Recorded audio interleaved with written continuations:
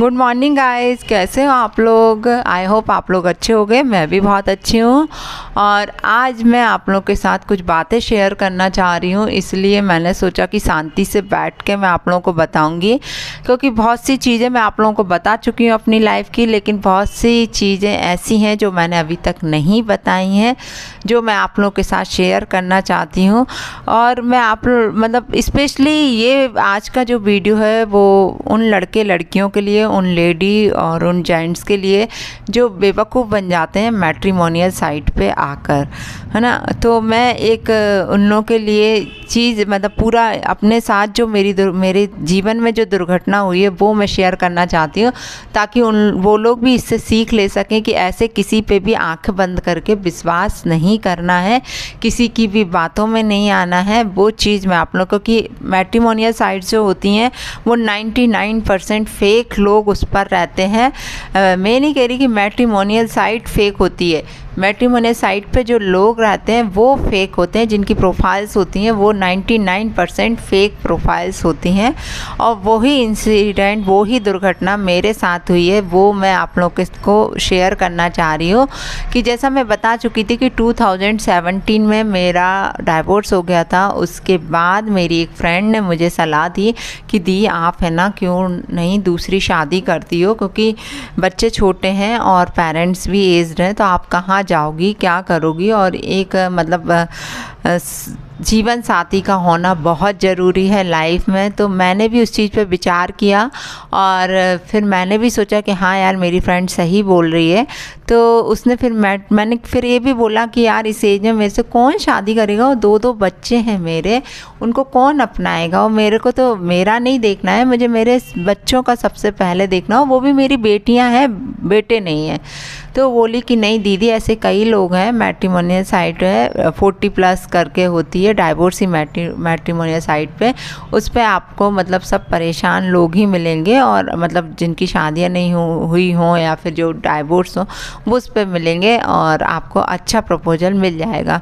तो मैंने उसके कहने पर उसने ही मेरी प्रोफाइल बना दी, और प्रोफाइल बनी तो मेरे पास काफ़ी प्रपोजल्स आने लगे और कई लोगों के, लेकिन मेरा जो मैं क्राइटेरिया और एक मोटो लेके चल रही थी कि मुझे सिर्फ ऐसे बंदे को सर्च करना है जो मेरी बेटियों को बाप का प्यार दे, मेरी बच्चियों को खुद की बच्चियां समझे, और मतलब जो दुर्घटनाएं मेरे साथ लाइफ में हो चुकी थी वो रिपीट ना हो। तो मतलब कुछ चीज़ें थी, और मुझे एक मैच्योर इंसान चाहिए था कि जो मतलब मुझे समझे और मेरे बच्चों को भी समझे। तो वो सब चीज़ मैं सर्च कर रही थी, तो कहीं ना कहीं मुझे नहीं मिल पा रही थी। काफ़ी लोगों से मैंने बात करी, लेकिन लोग मैट्रिमोनियल साइट पे क्या होता है कि मतलब जो सामने वाला पर्सन में ज़्यादा इंटरेस्टेड होते हैं, बच्चों में नहीं होते, ये मैंने देख लिया था।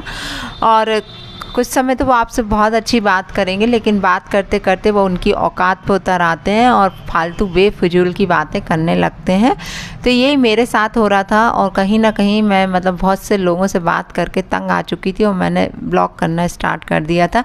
और मैं जो भी बात करती अपने पेरेंट्स से आके शेयर करती कि मम्मी बात तो हो रही है, लेकिन कुछ समझ नहीं आ रहा कि इंसान आखिर मतलब क्या चाह रहे हैं और क्या नहीं चाह रहे हैं, और मैं जो चीज़ सर्च कर रही हूँ वो नहीं मिल पा रही है। फिर एक प्रोफाइल मेरे सामने आई जिसने अपने आप को बहुत अच्छा मतलब एक शासन गवर्नमेंट का ड्यूटी बताया खुद को, मतलब ऐसा कि इंडियन आर्मी से रिलेटेड बताया, और उसमें उन्होंने खुद का बिजनेस भी बताया बॉम्बे का, और इस तरीके से मतलब बहुत अच्छी प्रोफाइल लगी। और सबसे बड़ी बात अनमैरिड लिखा हुआ था वहाँ पे, और काफ़ी मैच्योर इंसान दिखे मुझे वो।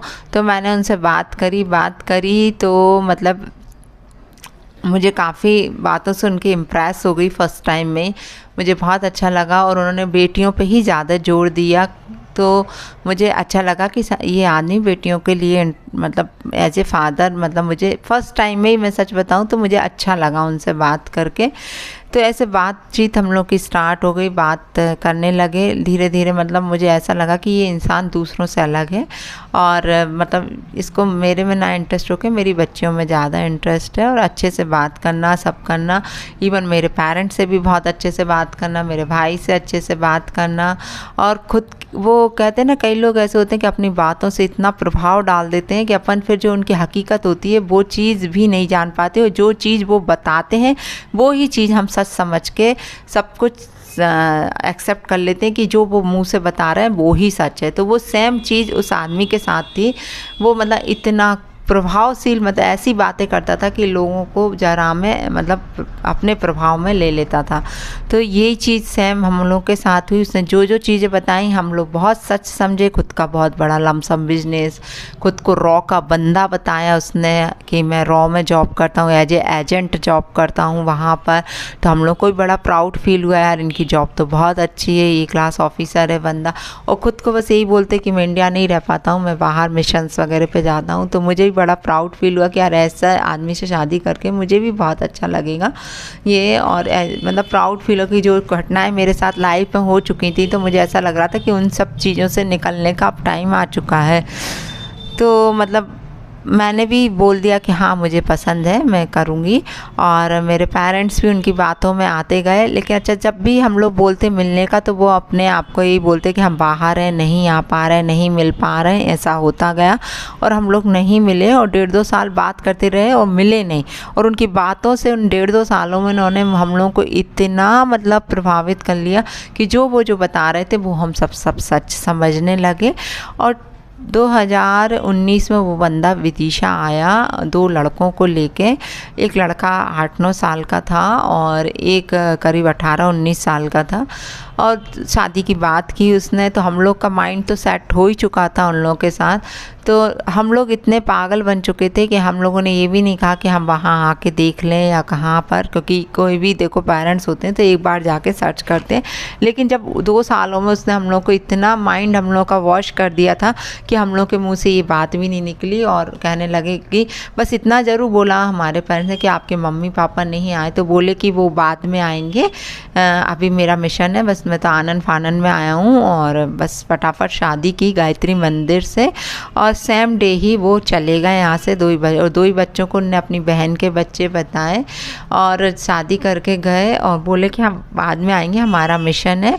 अब शादी को 2-3 महीने हो गए और वो बंदा विदिशा नहीं आया। बार बार हम लोग कॉल करते रहे लेकिन नहीं आया। और बार बार मैं यही बोलती कि अब कब लेके जाओगे। लोगों को तो ये लग रहा है कि मतलब मेरा शादी हो, क्योंकि सबको ही पता चल गया था कि मेरी शादी हो चुकी है उससे, और वो बंदा मतलब हमको लेने नहीं आया अभी तक। तो हम ही को झूठ बोलना पड़ता कि नहीं हम हुआ है।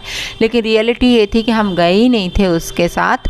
और जब 3-4 महीने बाद जब वो विदिशा आया एक बार मेरे बहुत जोर करने पे, तो बोलता है कि ऐसा करते हैं कि हम विदिशा में ही मकान देख लेते हैं, क्योंकि हम बहुत मतलब बाहर जाना होता है और हम मंजू को कहाँ रखेंगे।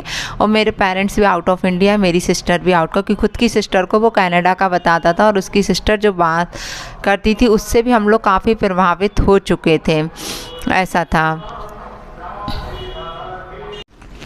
गाइस वीडियो बहुत लंबा हो रहा है तो इसका मैं 2 पार्ट्स में डाल रही हूँ। तो आगे का पार्ट मैं दूसरे दिन डालूँगी, तो आप लोग कंटिन्यू वॉच करना। और मैं चाहती हूँ कि लोग इस चीज़ से सीख लें।